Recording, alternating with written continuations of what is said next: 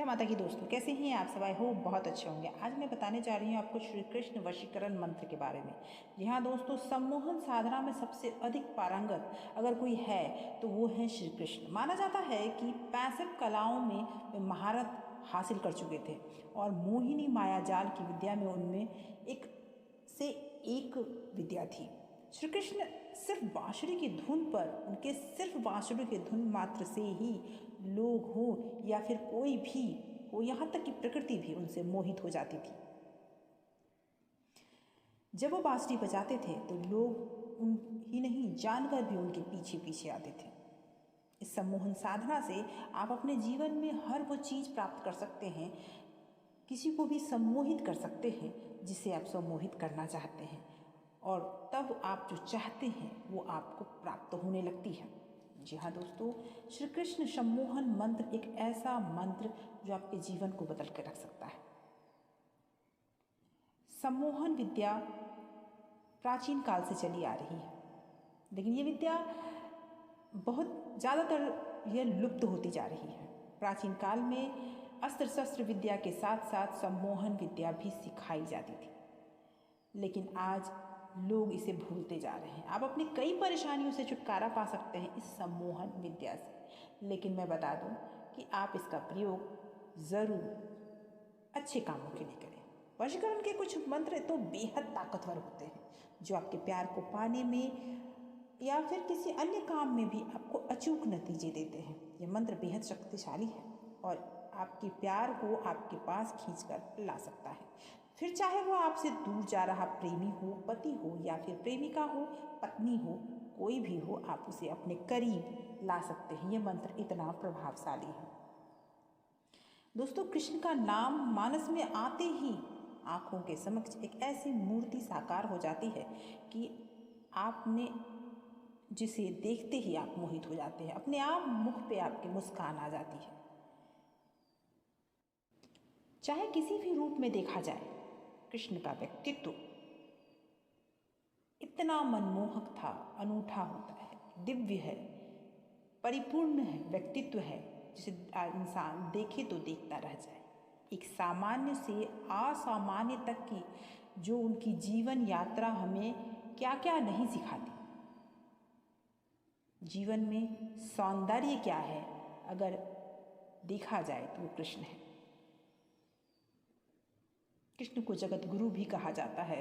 उसके आगे तो क्या कहा जा सकता है। श्याम और मुरली मनोहर में क्या ऐसे गुण थे कि आज भी किसी को जब उनके बारे में ध्यान आता है तो व्यक्ति अपने आप में ही मधुरता युक्त हो जाता है। सौंदर्य और आकर्षण से भी ऊपर उस व्यक्तित्व में ऐसा कुछ जरूर था कि जो भी उनके संपर्क में आता था, चाहे वह उनके मित्र हों, शत्रु हों, सब उनके मोह पास से मुक्त नहीं हो पाते थे।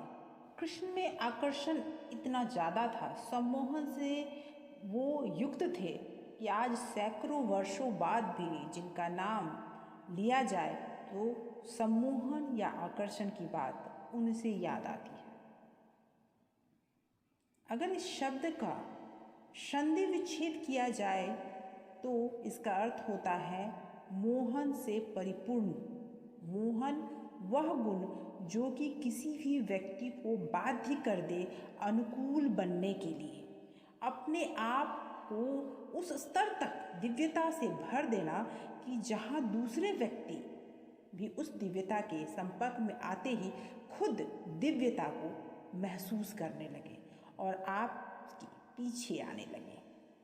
तो बस एक मधुरता जहाँ पर कोई चिंता या विषाद ही ना हो। लेकिन क्या ऐसा सम्मोहन प्राप्त करना संभव है? और अगर ऐसा सम्मोहन प्राप्त हो जाए तो क्या फिर शेष कुछ रह जाता है? चाहे वह भौतिक जीवन हो या आध्यात्मिक जीवन हो, निश्चय ही दोनों पक्षों में पूर्णता प्राप्त करना कितना सहज हो जाता है। एक तरफ व्यक्ति अपने रोज के जीवन में, अपने कार्य क्षेत्र में, व्यापार में, अपने घर गृहस्थी में पूर्ण वैभव और सुखमय जीवन का आनंद ले पाता है, वहीं दूसरी तरफ अपने आंतरिक शक्तियों का भी वह विस्तार कर पाता है, आध्यात्मिक चेतना का भी पूर्ण विकास कर सकता है।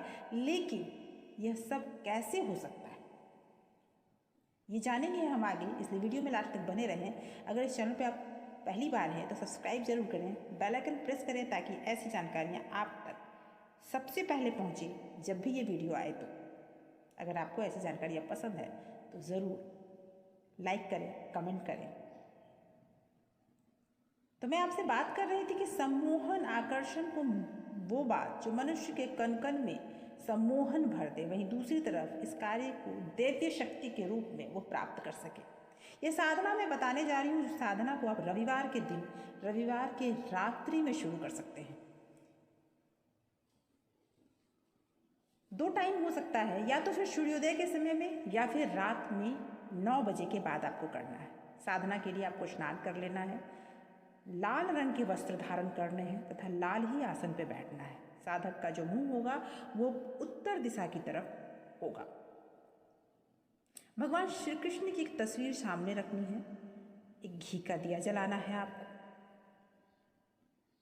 श्री कृष्ण को की पूजा के पहले आपको गुरु पूजन करना है, गणेश पूजन करना है और उसके बाद श्री कृष्ण जी की पूजा करें। माखन मिश्री का आप भोग लगा सकते हैं इलायची के साथ, या फिर सफ़ेद कलर की कोई भी मिठाई चढ़ा सकते हैं। इसके बाद आप मंत्र जाप करेंगे। मंत्र का जाप करेंगे 11 माला। यह जाप साधक को करना है मूंगे की माला पे, या फिर आप तुलसी माला पे भी कर सकते हैं। अगर साधक के पास कोई सम्मोहन माला है तो आप उस पर कर सकते हैं इस साधना को प्रयोग करने के लिए, और नहीं तो फिर आप मूंगे की माला पे कर सकते हैं। मंत्र नोट कर लें। मंत्र है क्लीं कृष्णाय सम्मोहन कुरु कुरु नमः। क्लीं कृष्णाय सम्मोहन कुरु कुरु नमः। जो भी साधक यह मंत्र का जाप करेंगे, यह क्रम 3 दिन तक लगातार करेंगे। 3 दिन हो जाने पर माला को सुरक्षित रख दें। माला आगे भी आपको काम आएगी। और उसके बाद जब आप ये मंत्र शुरू करेंगे, उसके पहले आप श्री कृष्ण को अपनी इच्छा ज़रूर बता दें, जिससे भी आप प्रेम करते हैं या फिर जो आप पाना चाहते हैं, जो भी आप चाहते हैं उसे कुछ देर बता दें। मंत्र जाप के बाद जो आप पाना चाहते हैं उसको विजुलाइज ज़रूर करें, क्योंकि जब तक आप अपने मन में उसे अट्रैक्ट नहीं करेंगे तब तक ये मंत्र आपके लिए कैसे काम करेगा। तो आप जब इस मंत्र का जाप कर लें तो उसे विजुलाइज ज़रूर करें और उसके बाद आप माला को सुरक्षित रख दें। ये लगातार आपको 3 दिन करना है, लेकिन याद रखें एक ही टाइम पर करना है। ये नहीं कि किसी दिन सुबह कर लिए, किसी दिन रात में कर लिए, ऐसा कुछ नहीं करना आपको। अगर रात का टाइम चुना है आपने तो रात में करेंगे, सुबह का टाइम चुना है तो सुबह में करेंगे। ये साधना आपको उस पराकाष्ठा तक ले जाएगी जहाँ पर आप सम्मोहन की ताकत प्राप्त करेंगे। वो भी सम्मोहन ऐसा जिसमें आप किसी को भी अपनी ओर सम्मोहित कर सकते हैं। श्री कृष्ण में लीन होकर करें। जब तक पूर्ण विश्वास उन पर नहीं होगा तब तक इसकी शक्तियाँ आपको प्राप्त नहीं होगी। मंत्रों में विशेष शक्ति होती है, बहुत पावरफुल मंत्र मैंने आपको आज दिया है। इस मंत्र का जाप जब भी आप करें तो पूरी तरह से लीन होकर, सरेंडर होकर, सब कुछ समर्पित करके आपकी जो भी इच्छा होगी वो पूरी हो जाएगी। किसी भी रविवार से आप शुरू कर सकते हैं इसे। 3 दिनों का ये प्रयोग है, बहुत बड़ा प्रयोग भी नहीं है, छोटा सा प्रयोग है, आप कर सकते हैं। तो दोस्तों आज की जानकारी यहीं तक। आशा करती हूँ जानकारी आपको बहुत पसंद आई होगी। कुछ भी समस्या है अगर आपको तो आप कमेंट बॉक्स में अपने सवाल को लिख सकते हैं और मैं सवाल का जवाब जरूर दूँगी। ऐसे ही कुछ खास जानकारियों के लिए